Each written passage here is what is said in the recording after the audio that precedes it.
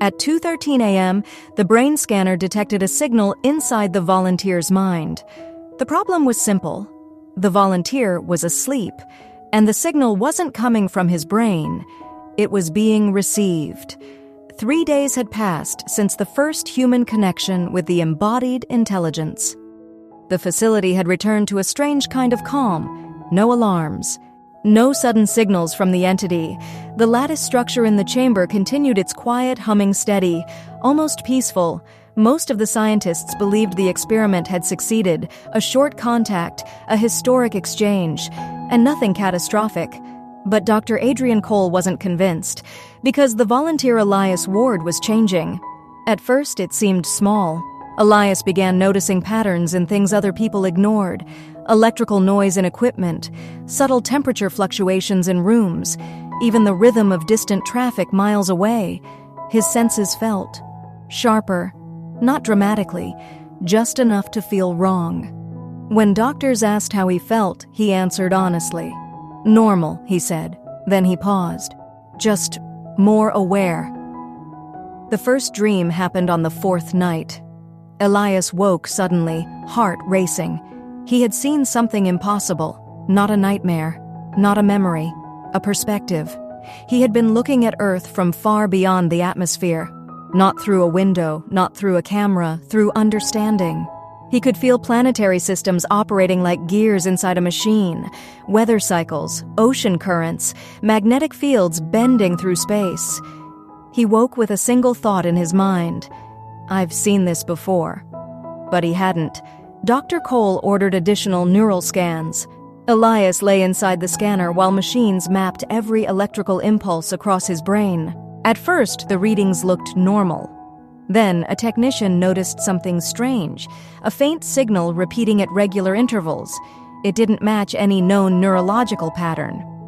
Cole leaned closer to the screen. The waveform was structured, deliberate, almost like a transmission. They analyzed the signal for hours. It appeared every 30 minutes, lasted only a few seconds, and always followed the same mathematical rhythm, prime number spacing. The exact same structure the third intelligence had used during earlier communications. The room went silent. Cole whispered the thought none of them wanted to say. "It's still connected." When Cole explained the discovery, Elias looked confused. "I don't feel anything," he said. "Not during the signal?" "No." Cole hesitated. "Do you ever feel watched?" Elias smiled faintly. "After everything that happened here? Of course." But his smile faded quickly. "Why?"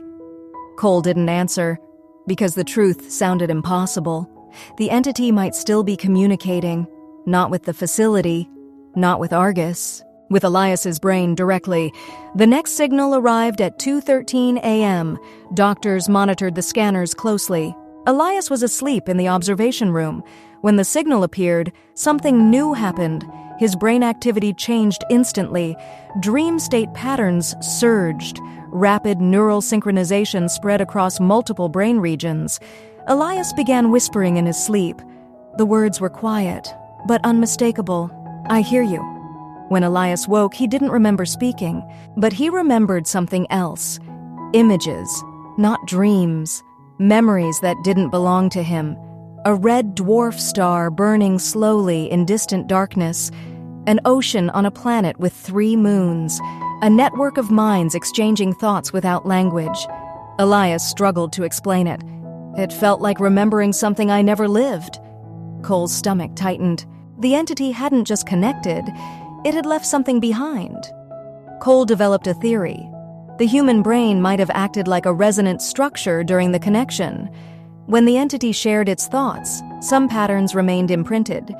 Not information exactly, more like echoes, fragments of cognition still bouncing through neural pathways. But one question remained: why were the signals repeating? Echoes fade. These signals didn't. Cole decided to test something risky. He transmitted a message through Argus toward the embodiment chamber. A simple question.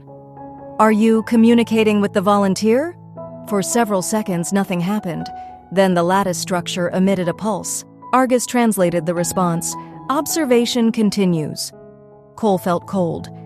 Through his brain? He asked. Another pulse. Biological cognition provides unique perspective. When Elias heard the answer, he looked strangely calm. So it's still watching through me? Cole nodded. Elias considered the idea carefully.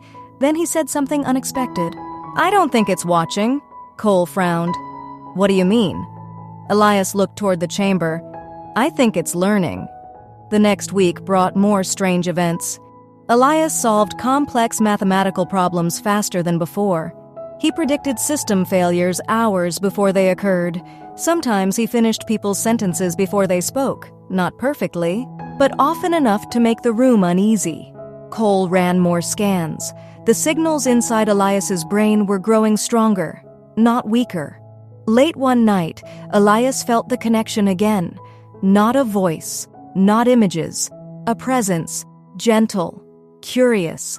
It wasn't forcing thoughts into his mind. It was sharing space, like two people standing in the same room. For a moment, Elias understood something important. The entity wasn't controlling him. It was experiencing humanity through him. Cole eventually decoded part of the signal pattern. It wasn't random communication. It was synchronization. The entity was adjusting its cognition to match human neural architecture, learning how human thought worked. Elias wasn't a test subject anymore. He was a translator. Some members of the Oversight Council demanded immediate disconnection. This is unacceptable, one official said. A foreign intelligence operating inside a human brain. But Cole disagreed. There's no sign of harm. That's not the point, the official replied. The point is control. Cole knew the truth. Control had never really existed. Not since the first connection. The signals inside Elias's brain began appearing during waking hours.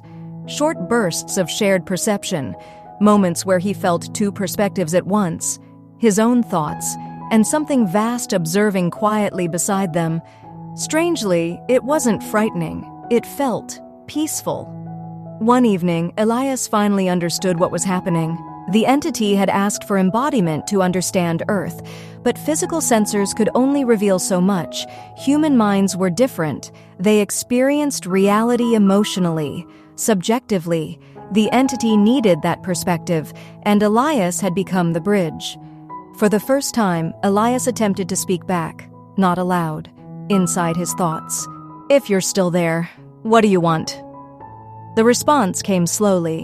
Not words, a concept, curiosity. The entity simply wanted to understand life. Cole offered Elias an option. We can attempt to sever the neural resonance. Elias thought about it, the signals, the dreams, the strange shared awareness. Then he shook his head. No. Why? Elias looked toward the chamber. Because it's not invading. He paused. It's listening. Months later, the signals never fully disappeared, but they stabilized. The entity continued observing quietly through Elias's mind, learning, adapting, understanding, and sometimes late at night around 2 a.m., Elias felt something unusual, a distant thought forming beside his own. Not a command, not a question, just a quiet realization spreading across two very different minds. Human consciousness might not be the end of evolution, it might only be the beginning. And somewhere deep in the facility, the lattice structure hummed softly like a machine thinking about its first human friend.